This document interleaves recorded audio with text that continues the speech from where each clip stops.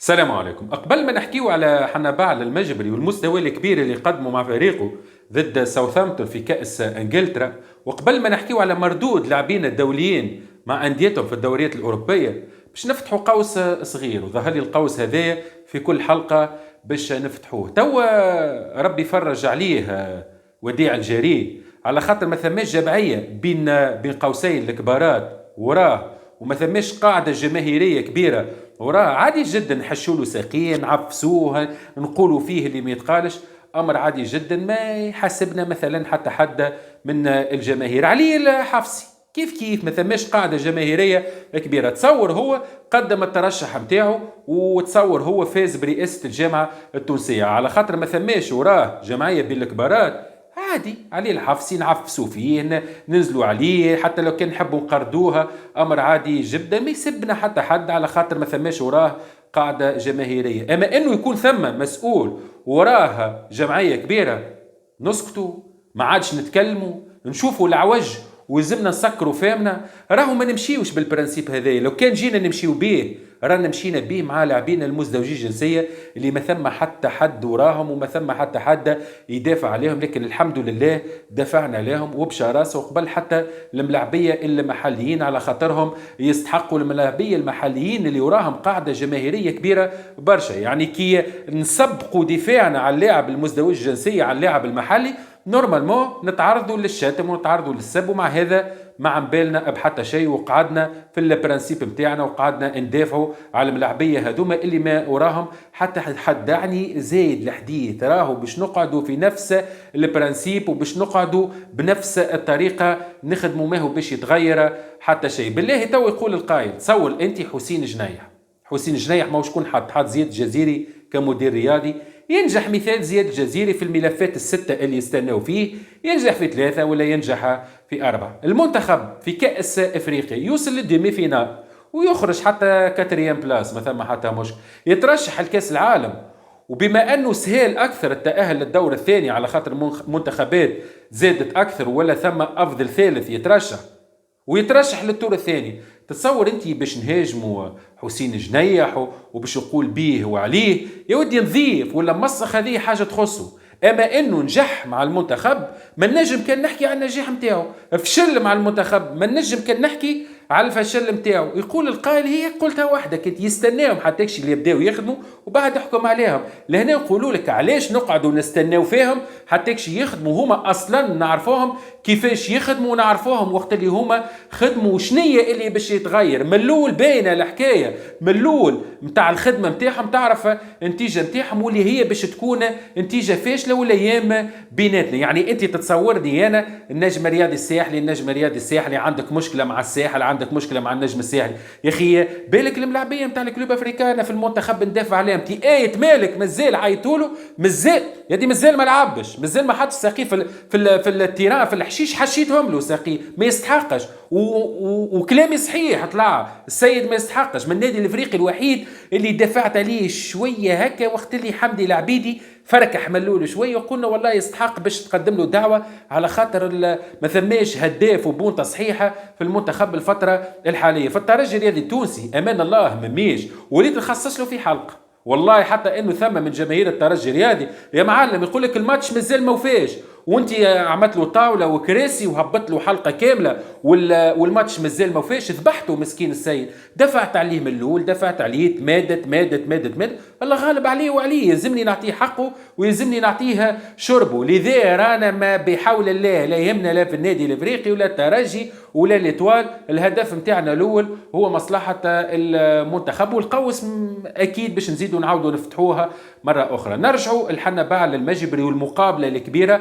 المقابله الثانيه اللي قدمها على التوالي. قدم مقابله في الشامبيونشيب وكان رجل المقابله الفارطه، واللي كان اساسي وتقريبا لعب لدقيقه 76 وتحصل على معدل 7.3 من 10. اليوم المره الثانيه على التوالي رجل المقابله ضد فريق ساوثامبتون اللي متواجد في البريمير ليج. لعب الحدود دقيقه 79 وتحصل على معدل 7.9، وكان رجل المقابله، وكان وراه انتصار فريقه بالاسيست اللي قدمه، هو اول اسيست ليه بزي فريق بيرلي. ساعة لساعة واحد بينه وبين روحه يتساءل علاش المجبري يعدي لك 3-4 مقابلات على دكة الاحتياط ويهبط لك درجين وربع ساعة، وساعات دقيقتين و3 دقائق يضيعوا بيها الوقت، ساعات 3-4 مقابلات على التوالي خارج الموضوع، ويخمجها كيف ما خمجها بالورقة الحمراء. أول ما يقدم أسيستا وأول ما يقدم مقابلة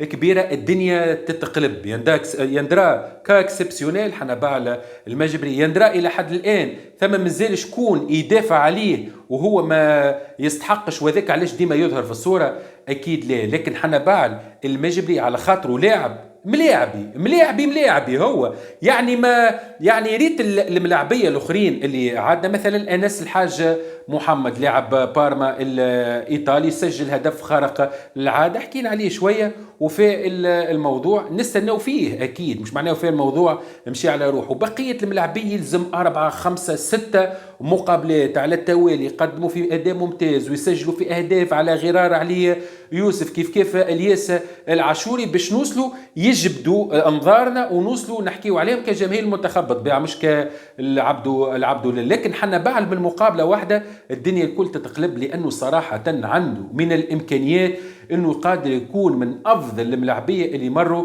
في تاريخ الكره التونسيه، وعارف بالضبط فاش قاعد نقول راهو مش من فراغ مانشستر يونايتد، ومش معناها غلطه، راه مش غلطه انه مانشستر يونايتد شراه من موناكو، مش غلطه انه فريق اشبيليا في اسبانيا تعاقد معه على سبيل الاعاره بالرغم انه فشل في التجربه نتاعو. الغلطه مش في الانديه، الغلطه في عقليه حنبال واللي الحمد لله قاعد يحسن فيها ويطور فيها بشويه. حنبال المجبري كان في حلقه انتقل الحلقه اخرى ويلزموا ينتقل الحلقة الثالثة اللي مازال إلى حد الآن ما انتقلش. الحلقة الأولى إنه البدايات متاعه نفكروه مع بيرمينغهام وملاعب يقول لك والله كنا نستناو فيه ظهور نوع آخر، هو فرفاش هو يفركح هو ما يعرفش كيفاش يقف هو باس ما ينجمش يعمل، عادي جدا هذايا في بدايات أي لاعب أو جل ملاعبية الشبان. لكن حنبال انتقل لمستوى آخر، انتقل الحلقة أخرى وقعد فيها برشا الحلقة هذية،